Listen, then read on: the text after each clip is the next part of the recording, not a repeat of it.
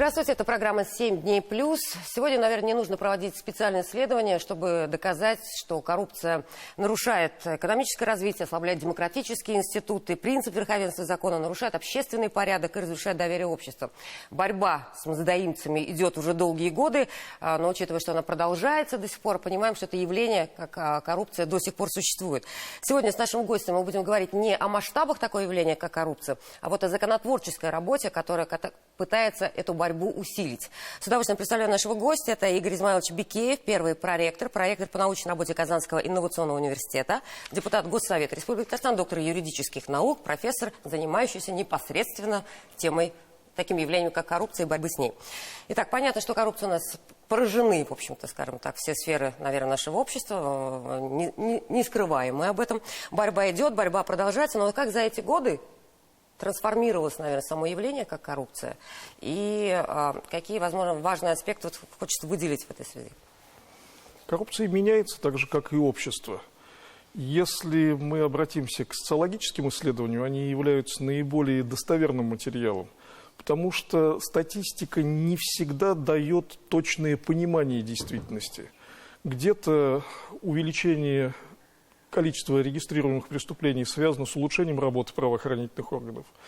Где-то, наоборот, снижение происходит, но это может быть связано с тем, что лучше профилактика осуществляется. И получается, статистика не дает полного представления о картине. А вот социология, она несколько получше, поскольку опрашиваются граждане, эксперты, предприниматели и так далее. Участники. Да, предполагаемые участники. И вот если мы обратимся к результатам соцопросов, то картина примерно следующая. Если в конце нулевых годов в коррупционную ситуацию попадал примерно каждый пятый гражданин, житель Республики Татарстан, то в последние годы это где-то 8-9%, то есть меньше, чем 1/10. Получается, что мы можем однозначно говорить о снижении так называемой бытовой коррупции. Это здравоохранение, образование, социальное обслуживание. Правоохранительные органы, да, непосредственным контактом. То есть здесь эффект налицо. Он связан со многими обстоятельствами. Это и цифровизация, и народный контроль, и достаточно четкое реагирование органов власти на обращение. То есть если где-то есть зажим, если есть ситуация по принципу караул, нужно на нее реагировать. И это происходит действительно на практике. Скажем так, минимизация контактов между участниками все-таки произошла, да, в связи с цифровизацией, со всеобщей электронным правительством? С введением новых правил, стандартов, регламентов, поскольку деятельность сейчас очень тщательно и глубоко регламентируется. То есть где-то кто-то нарушил срок, уже сразу появляется, что называется, сигнал. Красная карточка. Давайте посмотрим, а почему? В чем причины отказа, ну и так далее, и так далее. Применительно к деловой коррупции, там, где участвует предприниматель, несколько сложнее понять картину, поскольку не всегда предприниматели откровенно делятся информацией о том, что происходит. Может быть, кто-то побаивается воздействия, может быть, иные какие-то думы у них присутствуют. Но в любом случае деятельность таких институтов, как уполномоченные по правам предпринимателей и другие, она тоже положительная. Я думаю, многие вопросы вытягиваются туда. Применительно к политической коррупции мы видим в последние годы то, чего раньше не было. Большое количество бывших губернаторов привлечено к ответственности. Министр экономического развития Российской Федерации отбывал наказание в колонии и недавно освободился. То есть, получается, сейчас наличие условно большого статуса не является обязательной защитой от преследований и тому подобное. Видим определенную, в хорошем смысле слова, конкуренцию правоохранительных органов, потому что они сейчас ориентируются не только на количество дел, но и еще на возврат в бюджет средств. Это серьезные достижения, очень серьезные. Вот сравнительно недавно выступал генеральный прокурор Российской Федерации, и он сказал, Краснов, я имею в виду, он сказал, что в бюджет Российской Федерации за последнее время возвращено свыше 250 миллиардов рублей. Только за 2022 год подано исков на сумму свыше 90 миллиардов рублей. Это представляем, сколько на самом деле утекло еще.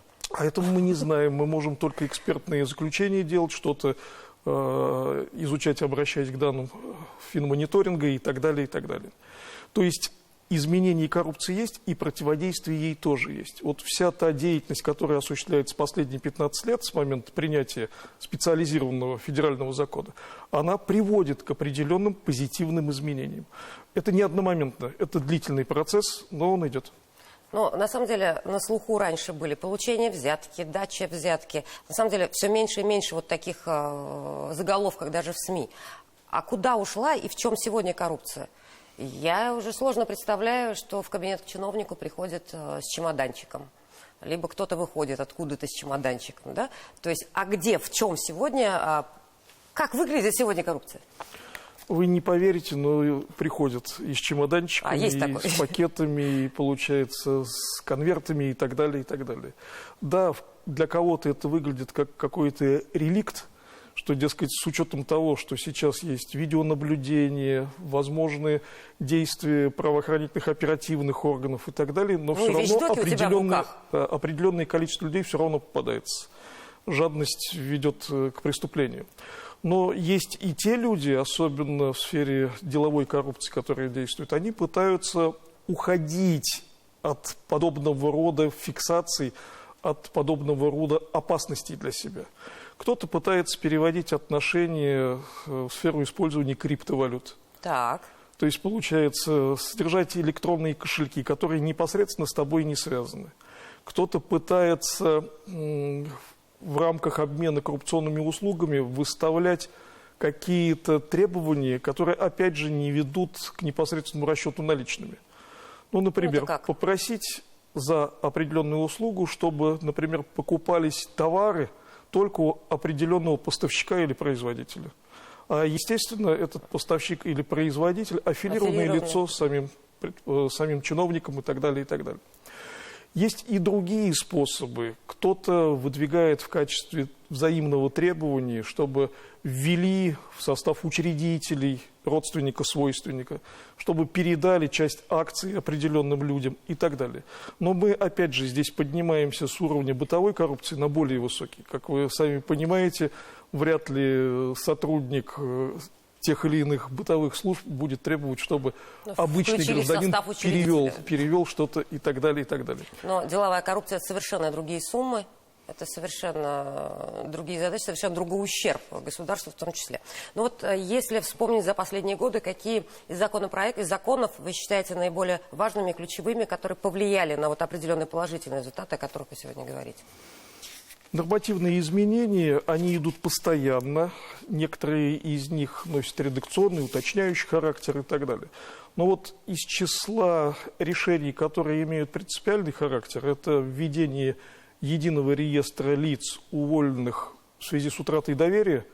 То есть, получается, это своего рода, ну, не сказать, что клеймо, но определенная запись о человеке, который свидетельствует кое о чем. Он больше не будет работать на государственной муниципальной службе, все об этом знают, все об этом знают. И, по идее, его другой работодатель и так далее должен посмотреть реестр, увидеть и, в принципе, просто не принять по человеческим условным мотивам, да? Да, посмотреть, а нужен ли ему такой человек. А с этим реестром каждый может ознакомиться? Вообще в открытом доступе находится? Да, его ведут официальным образом, это допустимо. Также следует отметить, что некоторые позитивные изменения, достаточно серьезные, связаны с принятием поправок в Конституцию Российской Федерации. Если ранее фактически органы государственной власти субъектов почти не имели никаких рычагов воздействия на муниципальное образование, на города, районы и так далее, то теперь такие рычаги появились. Они могут инициировать проведение проверок, дисциплинарной ответственности, тоже вплоть до увольнения. Ну, чтобы зрителям было понятно, мы сейчас говорим о достаточно часто встречающемся конфликте, скажем так, интересов, наверное, да, губернатора и мэра города, мэра столицы, как правило. Это и в России эти случаи периодически возникают. То есть я так понимаю, что сегодня губернатор имеет полное право. Если он видит признаки того или иного нарушения, он может начать заниматься этим вопросом. И такие случаи в Российской Федерации уже имеют место быть. То есть власть стала единой системой. То есть такого нет, чтобы руководитель муниципального образования мог сказать: да пошел ты, я избран своими избирателями, у меня свой бюджет, Государство в государстве Да, и член КСАМ. такие случаи бывали, к сожалению, поскольку были муниципальные образования, которые финансируют теми или иными спонсорами. Ну, разные политические и экономические ситуации в разных местах она присутствует. То есть вот эти два аспекта, да, которые бы вы выделили. Считаю, что они таких. наиболее интересными являются. Вот нам еще один интересен был закон, который был принят в 2013 году, но очень сильно так прогремело, в том числе и в Казани. И история была с заместителем мэра Сочи, насколько я помню, да? Да, с бывшим. То есть звучит как основание прекращения права собственности Гражданского кодекса РФ, который дает возможность обращать по решению суда в доход государства имущество, в отношении которого не представлены в соответствии с законодательством России о противодействии коррупции, доказательства его приобретения законного дохода. Ну, короче говоря, конфискация и не конфискация. Да, в том числе. Это и конфискация, и не конфискация. Ну, вот пример вице-мэра Сочи. В пользу государства ушло 4 дома, 10 квартир, 21 земельный участок. Суд посчитал, что нажито незаконным трудом. Такая же история происходит в Казани. То есть прокуратура пытается обратить доход государства, имущество казанского чиновника, имущество на 308 миллионов рублей, при зарплате за 10 лет 14 миллионов рублей. Уголовного дела нет, но в суде имущество пытаются изъять. Вообще, что происходит? Нет, интересно, конечно. Я понимаю, что очень много граждан, которые очень позитивно отнесутся к этому закону. Сейчас мы его расшифруем, да? Почему? Потому что, вот вы до интервью еще сказали, что это восстановление справедливости некой. Вот. Что в нем интересно? Что происходит? Почему чиновника нельзя привлечь к уголовной ответственности, но можно изъять имущество на миллионные суммы? Здесь есть основа в Конституции. Наверное, и вы, и наши зрители слышали такой термин презумпции невиновности. Пока вина человека в преступлении не установлена приговором суда, вступившего в законную силу, он считается невиновным. И вот мы сталкиваемся, например, с ситуацией, когда у чиновника имущества неимоверно много, но мы не знаем источник дохода законного, просто не знаем, и он не может этого обосновать. Получается, мы не знаем, какое конкретно преступление совершено. Может быть, он убил и ограбил кого-то и забрал это имущество. Может быть, он получал взятки. Может, он занимался незаконной предпринимательской деятельностью. Даже абсурдные могут быть обоснования такого дела, что он попрошайничеством занимается. То есть свободное от основной работы времени на 9 миллиардов были случаи. То есть, на 9 миллиардов? Да, обнаруживалось имущество. То есть он может попытаться обосновать чем угодно, что ему бабушка оставила такое наследство наличными, но сразу возникают вопросы, а как вы их перевели в современное имущество? Что она вам 50 центнеров золота оставила или еще что-то? Ну как это? Попытайтесь доказать. И получается, благодаря такой, своего рода законодательной уловке, мы можем имущество изымать. То есть, получается, вы должны были его задекларировать? Должны. Вы это не сделали. Вы не сумели представить источника законного, не сумели это обосновать. Но раз вы не задекларировали, не выплачивали налогов и тому подобное, значит, это имущество, наверное, чье-то чужое. И мы его забираем в интересах государства, в интересах общества. То есть в этом логика заключается. Нет уголовной ответственности, потому что мы не знаем, что именно совершено. А вот если мы знаем, что именно совершено, то тогда возникает ответственность за получение взятки, коммерческий подкуп, злоупотребления различные и тому подобное. То есть основная специфика именно в следующем заключается. С точки зрения Конституции уголовного права нельзя наказать, но с точки зрения гражданского можно, потому что у него неосновательное обогащение непонятно откуда. Может быть, он занимался вообще непонятно чем, допустим, торговлей наркотиками, но мы не знаем. А вот получается, раз ты скрыл это, не сообщил, не выплатил налоги, если у тебя это законные доходы, значит, ты виноват, значит, тебе это имущество не нужно. А если бы декларировал, но потом обосновать не смог? Это является смягчающим обстоятельством? Я не знаю, как это назвать. Смягчающим, наверное, в какой-то степени является, но все равно сразу возникнет вопрос изучения, ответственности, и, я думаю, имущество все равно будет изъято. Но в этом, в любом случае, задействованы во всем процессе правоохранительные органы, я правильно понимаю? То есть все равно идет до определенной точки, пока не смог доказать, что он это заработал легальным путем, то есть все равно это идет определенная правоохранительная комиссия, правоохранительные органы. И когда вот получается, что доказать как на уголовное дело вроде бы не тянет, то только потом правоохранительные органы отсеиваются, дело уходит в суд, так? Не только. Может быть и тот вариант, который вы предложили, но еще и самостоятельная поисковая деятельность прокуратуры. Потому что она именно подает иск в суд. И получается, допустим, прокурор в рамках проверки достоверности представленных материалов, достоверности декларирования доходов, расходов, обязательств имущественного характера усматривает, что имущество на самом деле больше. У него, у самого чиновника, у его близких, еще у кого-то. И, в принципе, в результате этой поисковой деятельности сам прокурор может прийти к решению, что напишем документ, обратимся в суд. И вот я уже приводил определенную статистику. Это волнообразный рост, огромный рост. Если какое-то время назад мы говорили о возмещении в ущерб, с удовольствием говорили, 1-2 миллиардов рублей, то теперь, когда счет идет на десятки и сотни миллиардов, в том числе средств, которые запрятаны за рубежом, и туда попытка идет проникнуть их, вытащить, это уже действительно большой эффект. Это восстановление социальной справедливости.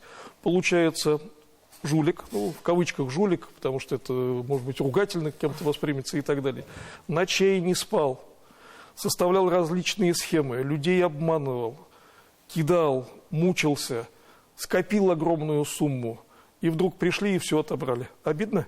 Я думаю, что обидно. Ему точно обидно. То есть там он тахикардию заработал, по ночам в поту просыпался, и вдруг так бах.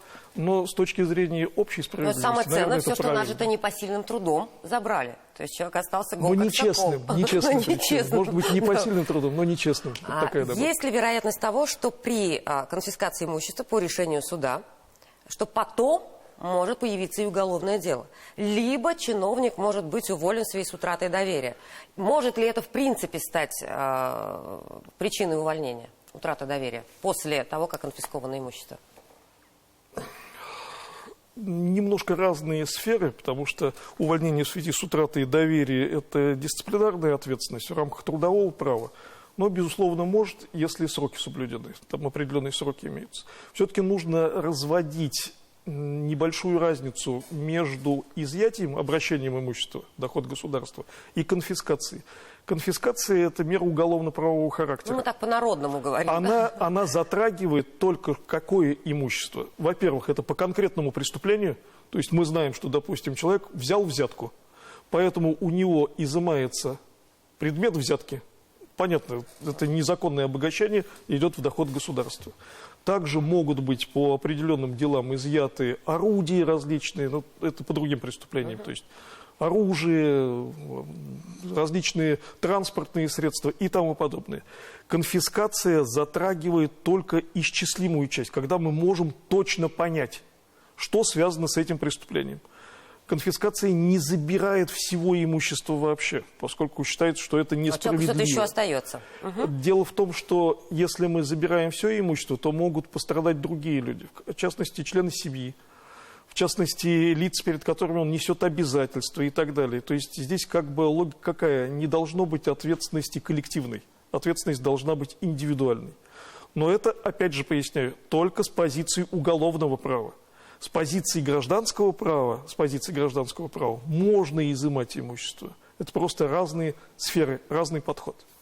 Но, в принципе, после вот такого решения суда логично, что чиновник, если не уголовное дело в последующем, да, но что человек будет уволен, не должен работать, или это никак не обязывает, и чиновник может продолжать после отдачи всего имущества определенного государства продолжать работать?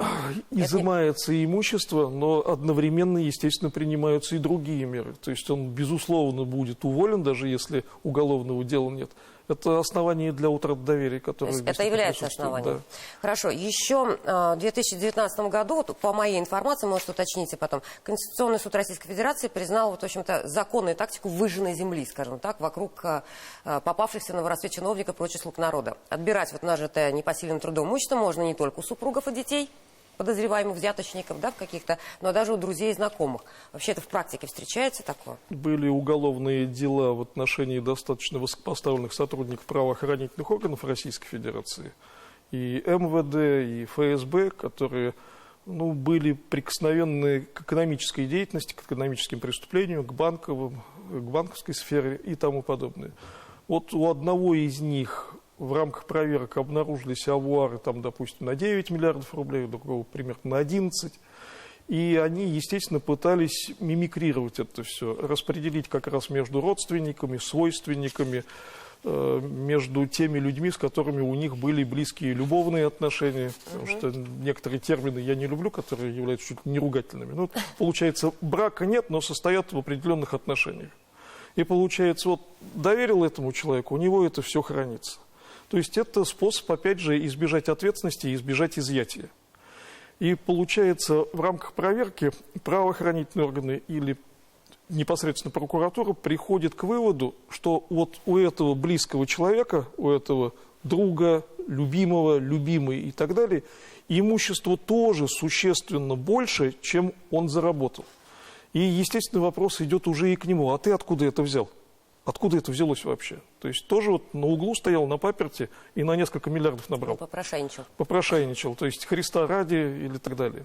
И получается, если опять же нет ответа на этот вопрос адекватного, достоверного, мы как бы приходим к выводу, что скорее всего, с высокой степенью вероятности, именно от этого человека перешло имущество к нему. И мы зачастую видели в материалах уголовных дел, в киносъемках, когда у человека обнаруживаются и у его близких, знакомых и так далее огромные авуары. Наличные, валюта, коллекции часов, оружия какого-то умопомрачительного, всего чего только угодно. Зачем это конкретному человеку, непонятно, но он таким образом, видимо, вкладывается, что ли, создает запасы на черный день. Но, кстати, оговорюсь, что вот эта вот практика предоставления имущества другим лицам, она достаточно является рискованной для самого коррупционера. Почему? Потому что были случаи, когда вот он все любимое передал, а у нее появился другой. Она поехала в Австралию, например, и потом сигнализирует ему оттуда телеграммой: «Спасибо за все, милый, но у меня начался новый этап в жизни» и так далее, и так далее. Более того, зачастую даже между родственниками бывают проблемы. То есть они деньги взяли на хранение. Еще чаще, да, мне кажется. но потом они припоминают какие-то обиды и говорят: вот ты нас тогда вот неправильно с нами поступил, мы оставляем все это себе. Помните знаменитый фильм, когда Папанов говорит Миронову: да ты голодранец, у тебя ничего нет, все записано на других. Машина, получается, на жену, дача на меня и так далее, и так далее. Вот дам тебе пинка под зад, и пойдешь. Ну, так и останешься голодранцем, то есть в этой ситуации. Либо так, либо так. Возможно такое, и поэтому они рискуют, но с другой стороны, еще хуже, если с их точки зрения к тебе придут в квартиру, это все у тебя прямо там и находится. Попытаться куда-то засунуть с учетом современных технологий, с контролем над банками и тому подобное, еще менее успешно. То есть эта информация где-то вылезет. Попытаться этот нал загнать в качестве клада куда-то, ну, существуют риски того, что появятся люди не только из правоохранительных органов, но и люди с паяльником и лобзиком, которые будут выпиливать у него пальцы и спрашивать: ты куда все делал? Где это находится? Очень образно, Игорь Измайлович, мне страшно. Ну, получается, в такой ситуации человек отдаст все, когда ему больно и когда он понимает, что его даже убить могут. И получается, вот это вот проклятие наличного богатства, оно на самом деле опасно. То есть у тебя это есть, но не дай бог кто-то об этом узнает. Не дай бог узнают или правоохранители, или бандиты, потому что это плохо с любой точки зрения. Хорошо, буквально минута до конца осталось. Подскажите, пожалуйста, вот если пример приводить Татарстан по работе, по борьбе с коррупцией, то в этой ситуации где мы первопроходцы, если можно коротко? Мы во многих отношениях правопроходцы, но нужно тут понимать, что то, что мы делаем первым, потом тиражируется и иногда даже в продвинутом виде где-то используется. Что, безусловно, первым было? Ну, мы очень большое внимание уделяли цифровым инструментам. Это так называемое электронное правительство, где можно отследить любую бумагу, любую резолюцию, сроки и так далее. Вы были первыми в этом, да? Да, народный контроль, безусловно, то есть это жалобы, хотя уже во многих субъектах это есть, но, получается, они взяли наш опыт. Это хорошо, на самом деле. Безусловно, позитивным является опыт введения должностей помощников, советников глав муниципальных образований по противодействию коррупции, потому что раньше не было выделенных людей, непонятно, кто должен этим заниматься и кто несет ответственность. Получается, бесконечное обязывание, а кто весь этот ВОЗ вывезет, непонятно. Хорошо, интересно. И последний завершающий вопрос, он всегда неожиданно иногда звучит. Вот какой вопрос вы бы лично коррупционеру, такому большому-большому политическому, задали? А ты подумал о том, что будет с твоими детьми, когда они узнают, когда все это вылезет? Ведь нужно понимать, что жертвой коррупционеров могут быть даже члены его семьи. Потому что, когда ребенок приходит в школу, а на него таращится его... А на нем клеймо? А на нем клеймо и тому подобное. И вот да, ты молодец, ты пытался сделать богаче себя и других. Но добился ли ты счастья таким путем? Сделал ли ты счастливым своих детей? Не оставил ли ты на них клейма? Куда они потом пойдут работать, когда про них будут говорить, что вот папа? Игорь Иванович, большое спасибо, было очень интересно. Я прощаюсь с телезрителями. Всего доброго, до свидания.